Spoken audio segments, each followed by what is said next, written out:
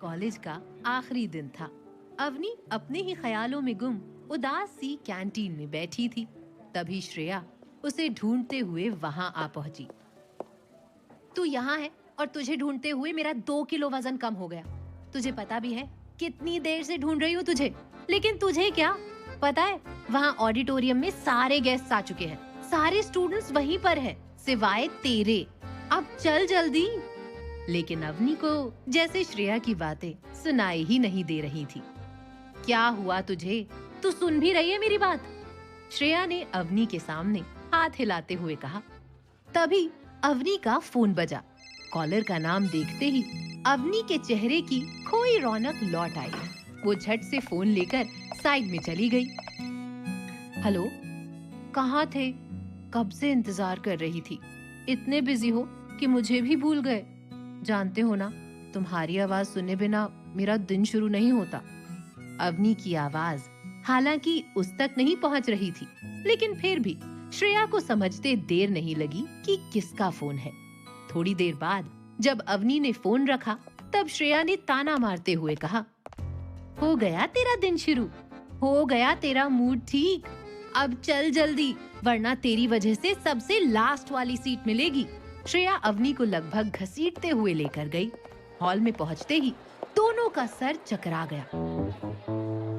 पूरे हॉल में कहीं भी बैठने को जगह नहीं देख श्रेया ने अवनी को खा जाने वाली नजरों से देखा, तो अवनी ने हौले से सॉरी कहा। श्रेया ने गुस्से में घूरा, मानो उसे यही कच्चा चबा जाएगी। इतने में उसके क्लास का हेड बॉय आया और पूछा, तुम लोग यहाँ इस तरह खड़े क्यों हो? मानव के चेहरे पर एक बड़ी सी मुस्कान देख श्रेया का पारा और चढ़ गया।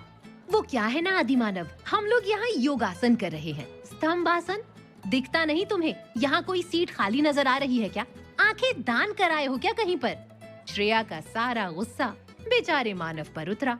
तो तू क्यों इतना चिल्ला रही है? अभी अगर किसी ने फोन कर दिया ना, तो चिड़ियाघर वालों ने तुझे उठा ले जाना है। मानव ने भी उसी भाषा में जवाब दिया। वो क्या है ना मानव, हमें आने में देर हो गई और सारी सीटें फुल हो गई हैं। अवनी ने मानव को अपनी मजबूरी बताते हुए कहा। चलो कोई नहीं, मैं इंतजाम करता हूँ। कहकर मानव उन दोनों को लेकर आगे की ओर आया। अपने बगल वाली सीट पर बैठे लड़के के सर पर चपेट लगाई और कहा, दिखता नहीं लड़की खड़ी है, सीट दे बैठने को। यह सुन वो लड़का शराफत से उठा और साइड में जाकर खड़ा हो गया। उस लड़के के जगह खाली करते ही मानव अवनी की ओर पलटा और इससे पहले उसे बैठने को कहता, श्रेया झट से कुर्सी पर बैठ गई। श्रेया की हरकत देख मानव चिढ़ गया। ये क्या बदतमीजी है? अब मैं कहाँ बैठूंगा? तेरे सर पे? मेरे सर पे इतनी जगह नहीं है, और वैसे भी दिखता नहीं लड़की खड़ी है, अपनी सीट दे बैठने को। कहकर श्रेया ने तानों भरी मुस्कान के साथ मानव को देखा, तो वह झुंझला उठा और साइड में जाकर खड़ा हो गया। बेचारा मानव, अवनी के साथ बैठने की उसकी इच्छा पर पानी जो फिर गया था। तुरंत ही प्रोग्राम शुरू हुआ और एक एक कर सारे प्रोफेसर और बाकी सब ने फाइनल ईयर के स्टूडेंट्स को विदाई दी। उसके बाद प्रोफेसर और उनका ग्रुप सारे स्टूडेंट्स से विदा लेकर निकल गए। उन लोगों के जाने की ही देरी थी कि सब के सब अपने असली रंग में आ गए। सब ने मिलकर फेयरवेल को पूरी तरह से एंजॉय किया, लेकिन अवनी का ध्यान तो कहीं और ही था। वह बार बार अपने फोन में ही लगी रहती। क्या कर रही है अवनी? ये हमारा आखिरी दिन है कॉलेज में, कम से कम आज तो ध्यान दे दे। तू ना किसी दिन पागल हो जाएगी उस लक्ष्य के प्यार में। सिर्फ उसकी वजह से कोई तेरे पास नहीं आता, और अब मैं भी जा रही हूँ। कहकर श्रेया गुस्से में जाने लगी, तो अवनी ने उसका हाथ पकड़ लिया। श्रेया, श्रेया, श्रेया, सॉरी यार, छोड़ ना, चल चलते हैं। वहाँ देख, सब ग्रुप फोटो ले रहे हैं। अवनी उसे खींचते हुए ले गई। सबके साथ फोटो खिंचवाने के बाद और ढेर सारी सेल्फी लेकर दोनों अपने अपने घर वापस पहुंची। आ गया मेरा बच्चा, कैसा रहा कॉलेज का आखिरी दिन? अवनी के पापा अखिल जी ने प्यार से अवनी को गले लगाते हुए पूछा।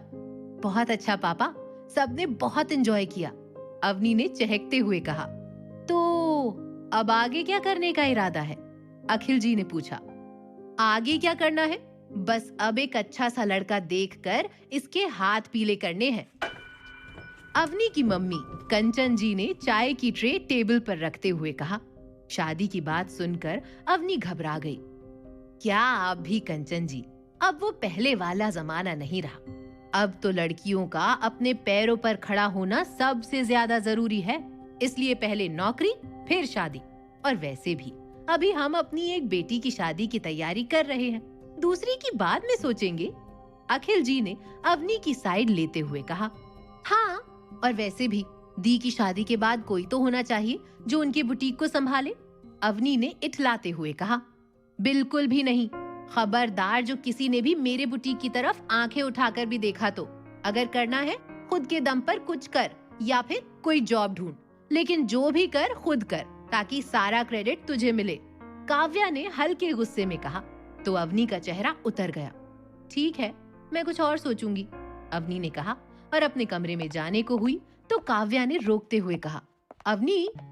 यस दीदू, अवनी ने किसी कमांडो की तरह जवाब दिया। आज से तुम्हारी कॉलेज खत्म। यस दीदू। यानी आज से सारे बहाने भी खत्म। यस दीदू। मतलब दीदू? अवनी ने सवालिया नजरों से काव्या को देखा। मतलब ये कि शादी की तैयारियों में तुझे हाथ बटाना है। पापा मम्मी अकेले कितना करेंगे? कल के कल जाकर केटरर्स को एडवांस दे आना और डेकोरेशन के लिए कल ही बुकिंग करनी होगी, वरना शादियों का सीजन शुरू हो रहा है, एक भी नहीं मिलेगा। और बाकी के शॉपिंग के लिए हेल्प करनी होगी। और बस बस बस, कल से ना तो कल बात करते हैं ना, आज क्यों दिमाग खराब करना? अच्छा ठीक है, अवनी ने आंखें मटकाते हुए कहा और अपने कमरे में चली गई। रात का खाना अवनी के पसंद का बना था, क्योंकि खाना खुद अवनी ने ही बनाया था। खाना खाकर अवनी जैसे ही अपने कमरे में आई, उसने अपने फोन पर एक मैसेज देखा।